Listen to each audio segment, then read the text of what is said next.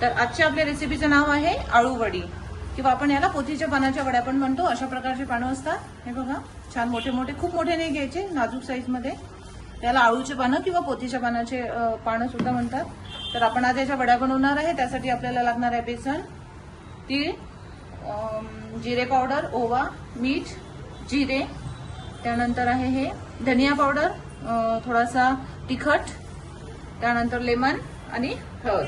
ठीक आहे. Main ingredient आहे बेसन. तर आपण आता बेसनामध्ये टाकणार आहे थोडासा ओवा. असा थोडासा ओवा टाकायचा आहे. त्यानंतर आपल्याला टाकायचं आहे जिरे पावडर. ठीक आहे. त्यानंतर आपल्याला टाकायचं आहे तीळ. ठीक आहे. त्यानंतर मग चवीनुसार मीठ वगैरे आपल्याला यामध्ये टाकायचं आहे. हे बघा, आपण याच्यामध्ये मीठ टाकणार अंदाजे, त्यामध्ये हळद टाकणार आणि तिखट टाकणार चवीनुसार. ही धनिया पावडर आहे, धनिया पावडर टाकणार आपण यामध्ये अशा प्रकारे. ठीक आहे. आणि यामध्ये आणखी एक महत्त्वाचं इन्ग्रेडियंट म्हणजे निंबू, कारण निंबूनी जे आहे त्याची टेस्टही छान येते आणि म्हणजे या रेसिपीमध्ये निंबू टाकतात. अशा प्रकारे आपण यामध्ये लिंबू टाकून घ्यायचं आहे.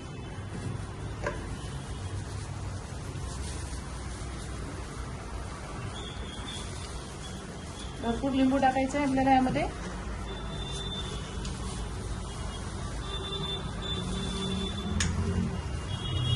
ठीक आहे. अशा प्रकारे आपण यामध्ये लिंबू टाकून घेतलेलं आहे. आता आपल्याला हे मिश्रण एकत्र करायचं. शक्यतो हातानेच करायचं, जेणेकरून ते असं व्यवस्थित होईल. आणि आता यामध्ये आपण थोडं पाणी घालणार आहे अशा प्रकारे.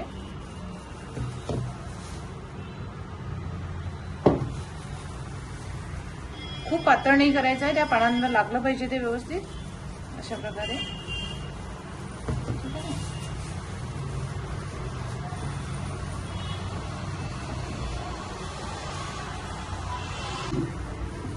तर आपलं हे बॅटर रेडी झालेलं आहे.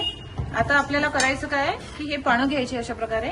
आणि हे बघा, जेव्हा आपण याची रेसिपी बनवणार तेव्हा हे जे आहे हा पार्ट इथे जी त्याची एक काय म्हणतो आपण त्याला, दांडी जी राहते ती काढून घ्यायची. याची पण म्हणजे प्रत्येक याची काढून घ्यायची, जेणेकरून ते असं तोंडात नाही येणार आपल्या. ठीक आहे. अशा प्रकारे थोडंसं कट करून घ्यायचं आहे. आणि मग आपण त्याला आपलं जे बॅटर आहे ते लावणार. ते नाहीच आहे जास्त, मी पहिलेच काढून घेतलेलं होतं. याची काळजी घ्यायची की ते पान जे आहे फटायला नको. ठीक आहे.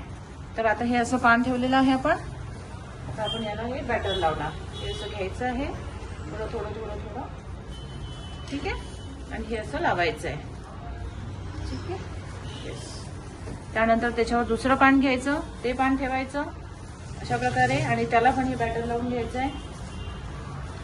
खूप छान. याला कोणी कोणी आळूचे भजे पण म्हणतात किंवा आळू वडी पण म्हणतात. याची भाजी पण होते, भजे पण होतात, बरेच काही प्रकार करू शकतो आपण. आणि असं म्हणतात की स्त्रियांसाठी खूप चांगला असा पदार्थ आहे हा. यातनं काही विशेष विटॅमिन स्त्रियांना मिळतात.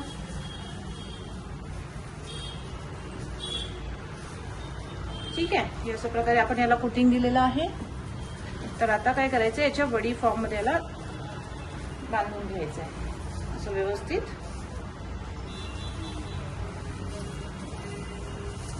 हे असं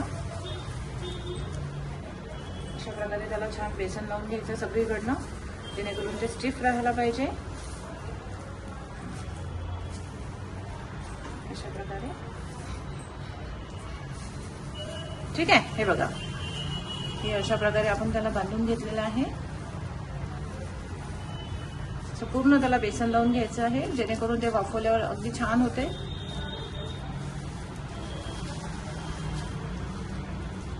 हे बघा. ठीक आहे. इथे ठेवते मी.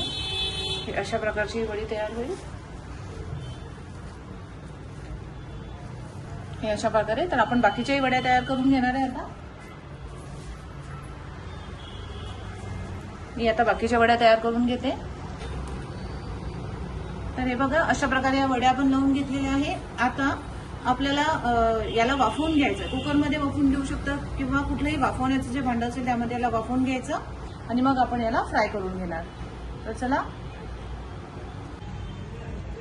तर हे बघा किती छान आपल्या या वड्या तयार झालेल्या आहेत। आपण याला वाफवून घेतलेलं आहे आणि आता आपल्याला याला व्यवस्थित कट करायचं आहे।